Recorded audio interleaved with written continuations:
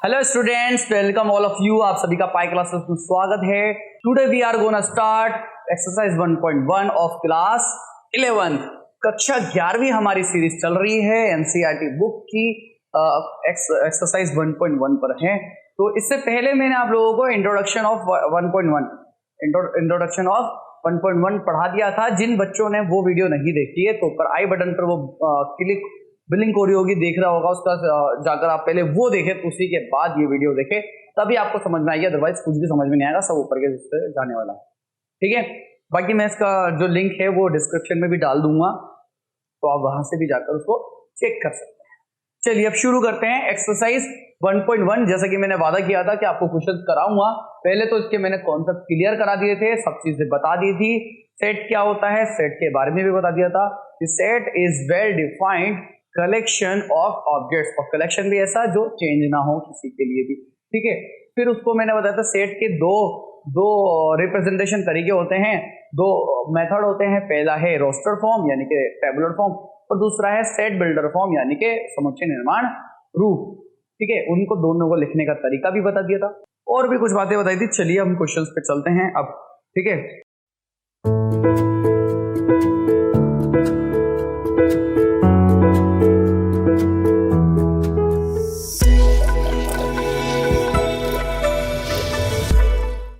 अपना जो एक्सरसाइज 1.1 का देखो, आपको यहाँ पर दिख रही होगी एक्सरसाइज 1.1 का फर्स्ट क्वेश्चन आपको पूरा दिख रहा होगा। क्या लिखा हुआ है?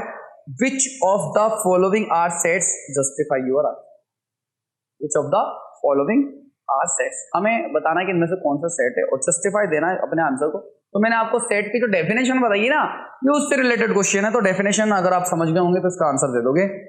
The collection of all months of a year beginning with the letter J, the collection of all the months of a year, एक साल के सारे मंथ का collection beginning with the letter J, जो कि J से स्टार्ट होते हो। तो भाई एक साल में 12 महीने होते हैं, तो पूरी दुनिया में 12 महीने होते हैं। ठीक है, और एक साल में जो भी उनके मंथ के नाम है, जनवरी, जून, जुलाई, जो जे से शुरू होते हैं ना, जो अल्फाबेट से जे से शुरू होते हैं, तो वो पूरी दुनिया के लिए वही सेट होगा। तो ये बिल्कुल सही है। ये क्या है? एक सेट है। ये क्या है? एक सेट है। जो सबके लिए होगा ना, जो सबके लिए कलेक्शन होगा वो सेट होगा, और जो सबके लिए कलेक्शन नहीं होगा वो सेट नहीं होगा। बस इस बात का ध्यान रखना। The collection of 10 most talented writers of India.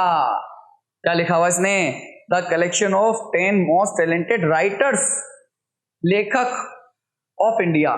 India यानी कि भारत के जो टॉप, जो टैलेंटेड लेटर्स है, लिखने वाले राइटर है, उनका कलेक्शन। अब भाई अकॉर्डिंग टू मी, मुझे जो पसंद है वो अलग होगा, अकॉर्डिंग टू यू जो आपको पसंद है वो अलग होगा। बहुत तेज हो रहा है। राइटर अलग अलग हो सकते हैं, अलग अलग लोगों के अलग अलग। तो सेट यहाँ पर किसी का वेल डिफाइंड नहीं हो रहा है। मेरा सेट अलग बन रहा है, आपका सेट अलग बन रहा है, तो इस चीज में ये सेट नहीं है। A team of 11 best cricket batsman of the world, पूरी दुनिया में एक टीम जिसके 11 बेस्ट क्रिकेट है ना, बैट्समैन है ऑफ द, है ना, एक टीम बनानी है जिसमें 11 बेस्ट क्रिकेट बैट्समैन है, batsman of the world, world के बैट्समैन। आप बेस्ट बैट्समैन को ले सकते हैं। ठीक है, तो ये भी वेल डिफाइंड नहीं है, ये भी वेल डिफाइंड नहीं है, ये तो ये भी सेट नहीं है। आगे देखते हैं। The collection of all boys in your class. The collection of all boys in your class, तुम्हारी क्लास के सारे बॉयज का कलेक्शन क्या सेट है? बिल्कुल है भाई। आपकी क्लास अभी कौन सी है? 11th है। तो 11th क्लास में अभी जो 11th में आ चुके हैं बॉयज के नाम अगर आपके रजिस्टर्ड में है, वो तो हर महीने वही नाम रहेगी ना, बदलेगा थोड़ी। अरे वो तो आपकी क्लास के ही कहलाएंगे, कोई दूसरे क्लास का थोड़ी ना कहलाएगा, वो चेंज थोड़ी ना हो जाएगा भाई। आपके प्रिंसिपल भी ये बोलेंगे कि ये जो बॉयज है ये 11th के, आपका जो क्लास टीचर है वो भी ये बोलेंगे ये बॉयज जो है 11th के। कोई ऐसे थोड़ी ना बोलते कि नहीं ये इसके नहीं है। अलग अलग टीचर के लिए अलग अलग थोड़ी ना कोई क्लास में होता है, तो पूरे स्कूल के लिए वो तो एक ही क्लास में रहेगा, इसलिए ये क्या कहलाएगा? सेट ही कहलाएगा। The collection, next question, question number 5, the collection of all natural numbers less than 100। Obviously ये भी क्या है? सेट ही है, क्योंकि ये पूरी दुनिया के लिए सेम बात बोल रहा है। ठीक है। ऑल नेचुरल नंबर बोल दिए लेस देन 100, 100 से छोटे सारे नेचुरल नंबर की बात हो रही है यहाँ पर। ठीक है, तो 1 से लेके 99 तक सारे नेचुरल नंबर होंगे। ठीक है, एक collection of novels written by the writer Munshi Premchand, sorry, एक कलेक्शन ऑफ नॉवेल्स, नॉवेल्स का कलेक्शन रिटन बाय, जो लिखा हुआ हो, लिखा हुआ हो किसके द्वारा, by the writer Munshi Premchand. ठीक है, अब मुंशी प्रेमचंद के द्वारा लिखी गई जितने भी नॉवेल्स है उनका कलेक्शन बिल्कुल है, वेल डिफाइंड है। मुंशी प्रेमचंद ने जितनी भी नॉवेल्स लिख रखी उनकी अगर आप एक लिस्ट बनाएंगे तो वो सबके लिए वही होगी ना। कोई आके ये थोड़ी ना बोल सकता है कि नहीं ये तो मैंने लिखी है भाई, ये इन्होंने नहीं लिखी, ऐसा थोड़ी ना है। वो तो उनकी है, उन्होंने लिखी है तो उनका नाम डबल हुआ है, तो सीधी सी बात है ये भी क्या है, सेट है। The collection of all even integers, all even integers ये भी क्या है, कलेक्शन ही है, यानी कि बिल्कुल वेल डिफाइंड कलेक्शन है, इसका मतलब सेट है। चलो, the collection of questions in this chapter, the collection of questions in this chapter, इस चैप्टर में जितने भी क्वेश्चन है उन सबका कलेक्शन बनाया जाएगा, तो वो भी सेट ही होगा, सेट होगा, बिल्कुल होगा। ठीक है, क्वेश्चन नंबर 9 लास्ट क्या है, एक collection of most dangerous animals of the world. तो ये कोई वेल डिफाइंड नहीं है, सबसे खतरनाक तो आपके लिए कोई और हो सकता है, मेरे लिए कोई और हो सकता है। कैसे कैसे लोग रहते हैं यार यहाँ पर। कोई छुपकली से डरता है तो कोई नहीं डरता है, तो वो बात अलग अलग होती है ना, अलग अलग लोगों के लिए अलग अलग डेंजरस चीजें हो जाती है। ठीक है, चलिए, तो ये भी सेट नहीं है। अब सेकंड क्वेश्चन है, क्वेश्चन नंबर सेकंड भी आपको अपनी दिख रहा होगा स्क्रीन पर, लेट ए। देखो क्वेश्चन नंबर सेकंड शायद मैं इसके बारे में बताना भूल गया था पिछली क्लास में, चलो कोई बात नहीं, मैं अभी बता देता हूँ। ठीक है, क्या बोला इसने क्वेश्चन नंबर सेकंड में, एक कोई सेट है हमारे पास 1 2 3 4 5 6, ठीक है, insert the appropriate symbol, insert the appropriate symbol. अब सिंबल कौन सा बोला इसने, ठीक है, और दूसरा सिंबल है एक, ठीक है। अब ये क्या होता है बेटा, ये होता है बिलोंग्स टू, इसका मतलब होता है बिलोंग्स टू, और इसका मतलब होता है does not belongs to, doesn't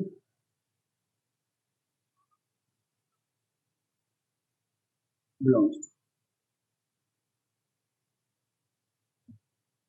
Hindi में भी और इंग्लिश में भी यही बात बोलेंगे ना, ठीक है। ये लिखी नहीं है, मैं समझाने के लिए बता रहा हूँ आपको, अब चलेगा उसको साइड में लिख लेना याददाश्त के लिए।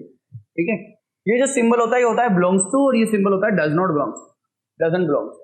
क्या मतलब है इसका, क्या मतलब है भाई, जैसे कि मैं इंडिया से बिलोंग करता हूँ, मैं इंडिया से बिलोंग मतलब संबंध, रिश्ता, वो वहां से है, मतलब ये रिश्ता बताता है, ये क्या बताता है, रिश्ता बताता है। बिलोंग्स टू मतलब ये वहां पर मौजूद है, उसमें है।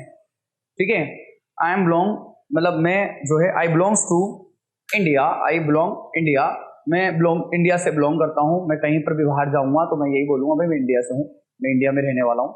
ठीक है, तो और मैं बोलूंगा कि I does not belong to Pakistan, मैं पाकिस्तान से बिलोंग नहीं करता क्योंकि मैं पाकिस्तान में नहीं रहता। सीधी सी बात है, मतलब जो चीज जिसके अंदर है उसको तो हम लगा देंगे बिलोंग्स टू, और जो चीज जिसके अंदर नहीं है उसके लिए लगा देंगे हम डज नॉट बिलोंग्स टू, सीधी सी बात है। ठीक है, तो बस यही चीज है, इसी के ऊपर क्वेश्चन है, हमें एक सेट दे दिया। अब इस सेट से, सेट के एलिमेंट के बारे में पूछ रहा है कि वो सेट के जो एलिमेंट है वो एलिमेंट इसमें बिलोंग कर रहे हैं नहीं कर रहे हैं, तो आप इजीली इसके आंसर, इसके जवाब दे सकते हैं 5 और ऐसे डेड डैश करके ए लिखा हुआ है। तो देखो 5 क्या है, बिलोंग कर रहा है किसके अंदर, ए में, ए के अंदर 5 है क्या भाई साहब, है, तो हम लगा देंगे बिलोंग्स टू ए भाई, 5 बिलोंग्स टू ए, इसका मतलब ये 5 बिलोंग कर रहा है ए में, यानी कि 5 ए के अंदर है, बिल्कुल है, तो हम यही सिंबल लगाएंगे। फिर लिखा हुआ है क्वेश्चन नंबर सेकंड 8 ए, तो 8 है क्या ए के अंदर, अरे भाई 8 एलिमेंट है क्या इसके अंदर, नहीं है भाई, ए का एलिमेंट 8 है ही नहीं, अब जब है ही नहीं तो हम इसको बोलेंगे डज नॉट बिलोंग्स टू, क्या बोलेंगे, does not belongs to, 8 does not belongs to a, does not belongs to a. तो मतलब जो एलिमेंट इसके अंदर है उसके लिए ये साइन, जो एलिमेंट इसके अंदर नहीं है वो उसके लिए ये साइन, तो आप इजीली कर सकते हैं। 0 नहीं है तो डज नॉट बिलोंग्स टू, 4 है बिलोंग्स टू, 2 है बिलोंग्स टू, 10 नहीं है तो डज नॉट बिलोंग्स टू। बहुत इजी चीज है, आप आराम से कर सकते हैं। ठीक है, क्वेश्चन नंबर थर्ड। अब थर्ड क्वेश्चन पर आते हैं फटाफट से डिसाइड। अरे स्टूडेंट्स, आप लोगों ने प्रैक्टिस तो खुद की है ना, पहले खुद से क्वेश्चन किए हैं ना।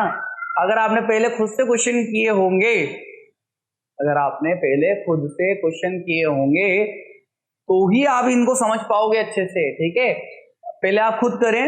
आ गया आप, जहां तक मेरा आइडिया, वैसे तो 80-70% बच्चे तो खुद एक्सरसाइज कर सकते हैं पूरी के पूरी, और जो बचे हुए 20-30 स्टूडेंट्स हैं जिन लोगों को कुछ कुछ क्वेश्चन पे डाउट हो सकते हैं, हो सकता है सवाल उठ सकता है कि ये सब सेट है तो क्यों नहीं है ना, नहीं है तो क्यों नहीं है, और है तो क्यों है। तो ये सब जानने के लिए ये वीडियो आप देख सकते हैं, इसी के लिए मैं वीडियो बना रहा हूँ। अब क्वेश्चन नंबर थर्ड पर आते हैं, जो कि अच्छा क्वेश्चन है। क्या बोला है, write the following sets in roster form. भाई हमें क्या करना है, राइट करना है इन रोस्टर फॉर्म। हमें कुछ सेट दे रखे नीचे और उनको रोस्टर फॉर्म में लिखना है। इसका मतलब हमें वो सेट बिल्डर फॉर्म में दे रखा है। किसमें दे रखा है, सेट बिल्डर फॉर्म में दे रखा है। तो पहला ही क्वेश्चन है इसका, a is equals to x where x is an integer. देखो a की लिख कर देता हूँ, बाकी मैं सब डायरेक्ट बताऊंगा। And -3 less than equal to x less than 7। ये पूरे डेफिनेशन दी इसने x की। क्या बोला इसने, a जो है एक सेट है, एक कोई सेट है जिसमें x एलिमेंट है। कितने एलिमेंट है भाई, x एलिमेंट है। और x क्या है, x is an integer. x कोई इंटीजर है, x क्या है, कोई इंटीजर है। अच्छा, आप लोगों को इंटीजर तो पता है क्या है, नंबर सिस्टम तो पता होगा ना, नंबर सिस्टम भी बताना पड़ेगा। भाई मेरा भाई बताएंगे, बीच में बताएंगे। चलिए ठीक है, x इज इंटीजर। इंटीजर होते हैं all positive number, all negative number और 0। ठीक है, एंड इंटीजर तो है, इंटीजर तो बहुत सारे होते हैं, लेकिन इसने इसको भी डिफाइन कर दिया -3 के इक्वल और -3 से बड़ा और 7 से छोटा। मतलब जो सेट है वो -3 आएगा, -3 से बड़े होंगे और 7 से छोटे होंगे। तो अगर इसको मैं रोस्टर फॉर्म में बदलूं, भाई रोस्टर फॉर्म में कैसे बदलेंगे, सारे एलिमेंट लिखेंगे। तो सारे एलिमेंट लिखो, सबसे पहले -3 आ जाएगा, फिर -2, -1, 0, 1, 2, 3, 4, 5, 6, 7 आएगा क्या, 7 नहीं आएगा। क्यों, क्योंकि यहाँ पे इक्वल का साइन नहीं है। इसने बोला लेस देन 7, नॉट इक्वल। इसका रोस्टर फॉर्म हो गया। आई थिंक समझ में आया होगा आपको किस तरीके से क्या करना है। ठीक है, तो अब मैं जल्दी फास्ट आप लोगों के लिए क्या करता हूँ, फटाफट इसके ना रोस्टर फॉर्म लिख देता हूँ, डायरेक्ट आंसर लिख रहा हूँ, आपको सिर्फ समझना है। देखो क्वेश्चन आपके सामने स्क्रीन पर दिख ही रहे होंगे। बी क्या बोला, x is a natural number less than 6। x क्या है, नेचुरल नंबर है। तो नेचुरल नंबर 1 से शुरू होते हैं भाई, 1, 2, 3, 4, 5, और लेस देन 6 बोला, इसका मतलब 6 नहीं आएगा। लेस देन 6 बोला, इसका मतलब 6 नहीं आएगा। ठीक है, C x is a 2 digit number such that the sum of its digit is 8। कितना इंटरेस्टिंग क्वेश्चन है ये भी। देखिए क्या बोला, सी क्वेश्चन नंबर सी में आप देख सकते हैं क्या बोल रहा है, आप अपनी बुक में भी ध्यान रखें। x is 2 digit number. x क्या है, एक 2 डिजिट का नंबर है। 2 डिजिट नंबर जानते हैं आप क्या होता है, 2 अंकों की संख्या, 10, 11, 12 ऐसे चलता है 99 तक। 10 से शुरू होती है, 9 तो एक डिजिट नंबर है, 9 तो एक ही डिजिट का नंबर है, 9 के बाद 10 आता है, 10 2 डिजिट का नंबर हो जाता है, 1 और 0। तो ऐसे चलते चलते 99 तक वो 2 डिजिट नंबर चलेगा। अब उन 2 डिजिट नंबर में भी हमें वही लेने हैं जो सच दैट इस तरीके से हो, सम ऑफ इट्स डिजिट इज 8। उनके डिजिट का सम क्या होना चाहिए, 8 होना चाहिए। तो 10 से शुरुआत करते हैं। 10 की लाइन में देखिए आप, 8 किस में आता है, मेरे ख्याल से 17 में आ रहा है 8। अरे भाई 17 में आ रहा है, 1 और 7 को प्लस करूंगा कितना आएगा, 8। मतलब इनके डिजिट को प्लस करने पर 8 आना चाहिए, ऐसा नंबर लेना है हमें, है ना। अब 17 आ जाएगा, 18 आ जाएगा, 19 आ जाएगा, आएगा नहीं। ठीक है, देखो एक लाइन में एक ही आएगा, जहां तक मेरा आइडिया है, एक लाइन में एक ही आएगा। तो 21 की लाइन में देखो, 21 की लाइन में 26, 8 आ रहा है। फिर 31 की लाइन में देखो, 35, 44 एंड 53 एंड 60, 60 नहीं, 62, 71 और कौन आ रहा है, 80 भी तो आएगा। 80 भी तो आ जाएगा। देखो इन दोनों को प्लस करेंगे 8 आएगा, इसको प्लस करेंगे 8 आएगा, उसको भी प्लस करेंगे 8 आएगा, सबको प्लस कर लो, सारे डिजिट को प्लस कर लो, 8 आएगा। अब 80 के बाद 81 दोनों को प्लस करेंगे 9 होता है, 82 दोनों को प्लस करेंगे 10 होता है, 83 तो बढ़ गया, बढ़ते आ रहा बढ़ते आ रहा बढ़ता रहा, 89 आएगा, तो 89 का दोनों को प्लस करेंगे तो 17 आएगा। फिर 90 आएगा, 90 में भी अगर 9 और 0 को प्लस करेंगे तो कितना आएगा, 9 आएगा। सम करना है ना, तो ये यहीं रुक जाएगा, इसका मतलब ये सेट बन गया इसका। बहुत बोलो समझ में आया नहीं आया, इजी है, ठीक है, वेरी गुड। चलो नेक्स्ट चलते हैं आगे की तरफ, जिसको ये नोट करना है वो नोट भी कर सकता है, ठीक है। तो नेक्स्ट क्वेश्चन है क्वेश्चन नंबर 3 का फोर्थ, जो कि है डी।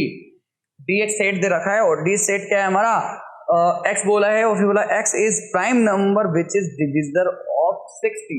एक्स क्या है, एक्स और कुछ नहीं है, प्राइम नंबर है। मतलब पहली शर्त तो ये हो गई कि एक्स प्राइम नंबर होना चाहिए। प्राइम नंबर क्या होता है, जिसमें किसी का डिवाइड नहीं होता, उसमें सिवाय उसके खुद के, तो वो खुद ही से डिवाइड होता है, और वो डिवीजन होना चाहिए 60 का, मतलब वो 60 का फैक्टर होना चाहिए। तो आप क्या करें, पहले 60 के फैक्टर निकाल लो। 60 के मैंने फैक्टर निकाले, ये आया। तो फैक्टर क्या है, एक तरीके से 2 इंटू 2 इंटू 3 इंटू 5, ये 60 के फैक्टर है। अब ये 60 के फैक्टर है, तो इन सब में ये सब प्राइम नंबर है क्या, बताओ पहले तो आप। बिल्कुल, ये 2 भी प्राइम नंबर है, 3 भी प्राइम नंबर है और 5 भी प्राइम नंबर है, क्योंकि हमने प्राइम फैक्टराइजेशन ही तो किया है। तो उसकी यही शर्त थी कि जो डी है, डी के जो एलिमेंट है वो प्राइम होना चाहिए और 60 के डिवीजन होना चाहिए। तो हमने 60 का ही फैक्टर कर दिया, तो 2, 3 और 5। अच्छा भाई, यहाँ पे 2 देखो कितनी टाइम्स आया, 2 बार। 2 बार रखोगे क्या 2? नहीं, मैंने मना किया था, एलिमेंट एक बार ही रखा जाएगा, चाहे वो 2 बार आता हो, लेकिन रखा जाएगा एक बार, ठीक है। तो ये हो गया डी भी, है ना। अब आते हैं फिफ्थ, जो कि ई पर आते हैं। अब ई सेट हमें क्या दे रखा है, ई सेट दे रखा है भाई साहब, the set of all letters in the word trigonometry, the set of all the letters in trigonometry। Trigonometry लिख देता हूं पहले तो आपके सामने, ताकि आपको पता रहे। TRIGONOMENTRY,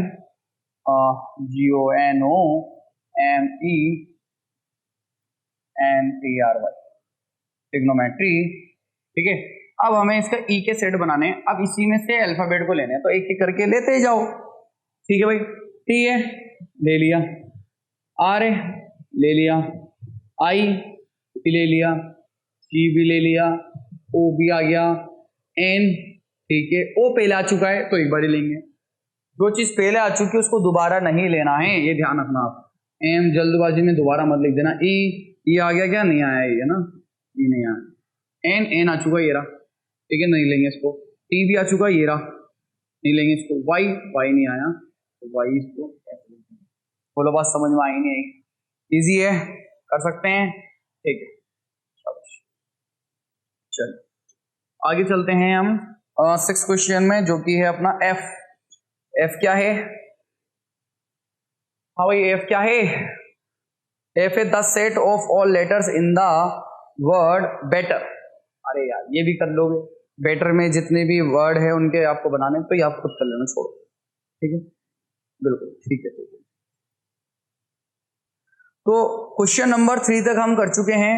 अब क्वेश्चन नंबर 4 जो है वो लिखा हुआ है, write the following sets in the set builder form. तो इसका क्वेश्चन का उल्टा है, जो हमें क्वेश्चन दिया है उसी का उल्टा है, सेट बिल्डर फॉर्म में लिखो। मतलब अभी हमें क्या कर रखा था, इसने रोस्टर फॉर्म में दे रखा था, हमने इसको सेट बिल्डर फॉर्म में दे रखा था, तो उसको हमने रोस्टर फॉर्म में लिखा है। अब हमें रोस्टर फॉर्म में दे रखा है, तो उसने सेट बिल्डर फॉर्म में बोला है करने को। तो वो आप दोबारा एक बार ट्राई करें, एक बार मैं आपको फिर चैलेंज दे रहा हूँ, फिर मैं आपको एक बार एक और टास्क दे रहा हूँ, तो पहले आप वो ट्राई करें, ठीक है। तो इसी वीडियो को हम यहीं समाप्त करते हैं, इसका पार्ट 2 स्टार्ट करेंगे बाद में, इसका सेकंड पार्ट में लेकर आऊंगा, जिसके अंदर आगे के जो क्वेश्चंस होंगे वो जल्द से जल्द कवर करा लिए जाएंगे। थैंक यू सो मच, आज के लिए इतना ही, आपसे फिर मिलते हैं, थैंक यू।